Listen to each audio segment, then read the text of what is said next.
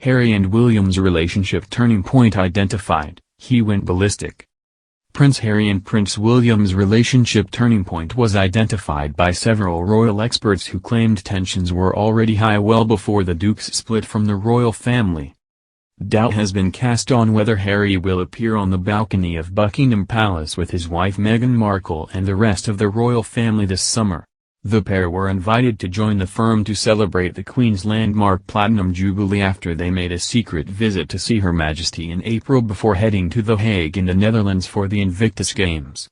But Harry may miss out on the historical event after it was announced on Wednesday that he could play polo alongside his Los Padres teammates in California until mid-June. If true, this would see Harry potentially compete in the Cheval Athletics USPA Intra-Circuit, which starts the same weekend as the Queen's Platinum Jubilee events. While Harry and Meghan's recent visit to see the Queen was only brief, they did manage to meet with Prince Charles and Camilla, Duchess of Cornwall. They did not, however, reunite with Prince William and Kate, Duchess of Cambridge, as the pair were on a skiing holiday with their children. The last time Harry and William met was to unveil a statue of their late mother Diana, Princess of Wales, in July last year. Many royal watchers suggest that their relationship has not yet been repaired since Harry and Meghan tumbled out of the royal family in 2020 and went on to speak of their trials and tribulations to figures like U.S. host Oprah Winfrey on an international level. Experts have since attempted to pinpoint the exact moment that signaled that relations between Harry and Meghan and the rest of the firm had taken a turn for the worse. Many have struggled to do this, saying a series of events were to blame for the eventual fallout. But others have argued that a souring of relations can be found in a smaller-scale feud between Harry and William that soon snowballed into a family-wide squabble, something that was explored during Channel 5's documentary, Royals at Ver. During the program, several royal experts claimed that the now infamous moment when William is said to have cautioned Harry not to move too fast in his relationship with Meghan marked the moment that things spiraled out of control. Several months into dating Meghan, William sat down with his brother and urged him to take things slowly in their relationship, but Harry reportedly took offense at the suggestion. Carol Malone, a broadcaster, said, "The biggest cause of their so-called rift was that Will tried to warn Harry when he met Meghan not to rush into it. He'd only known her for less than a year when they got engaged.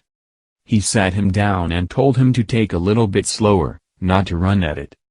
Ingrid Seward, editor of Majesty magazine, claimed, "It was also quick that William and Kate didn't get a moment to get to know Meghan because Harry hardly knew Meghan."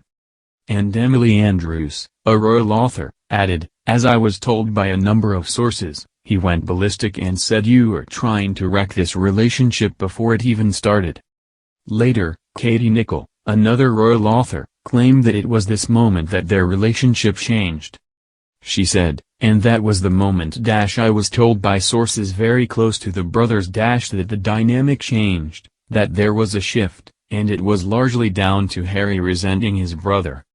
She offered her opinion on why Harry was so angry at the event, saying, "He supported William from the outset of his relationship with Kate and he felt very let down that he wasn't getting his brother's full, 100% support with the relationship with Meghan, and things changed."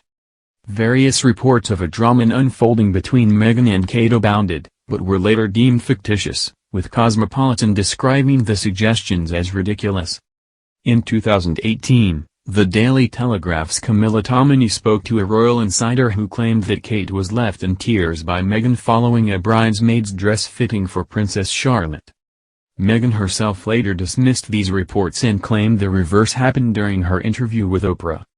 Ms. Tominey, however, told This Morning last year that she stood by her report, and when asked whether she thought Meghan denying the report had been a lie, said, "No. But I think like any story maybe it was more nuanced. When I originally reported it, I said Kate was left in tears and I said I was confused, like what had happened here. But I did get it well sourced and I've subsequently received messages saying the story was accurate."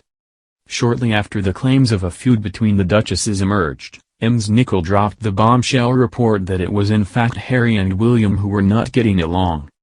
Many watchers then suggested the two women were simply siding with their partners.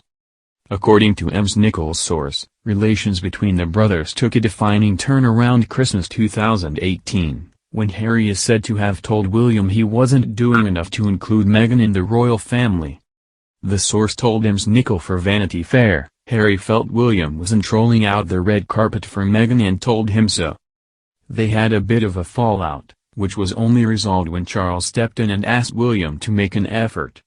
That's when the Cambridges invited the Sussexes to spend Christmas with them. Nichols later claimed, "I don't know that things will ever be the way they were between William and Harry."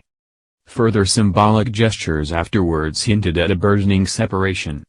In June 2019, for example, Meghan and Harry officially split from the joint charity they shared with Kate and William. Cosmopolitan claimed, it was honestly just a logistical decision and had nothing to do with drama. But it did not stop many from reading it as being part of the feud. In the same month, claims were made that Harry and William weren't speaking before Archie's birth, after Nichols told ET, "I was told by a very senior royal source that actually they weren't talking to each other at one point. I certainly think now that Archie is here, it has probably really helped to improve the relationship.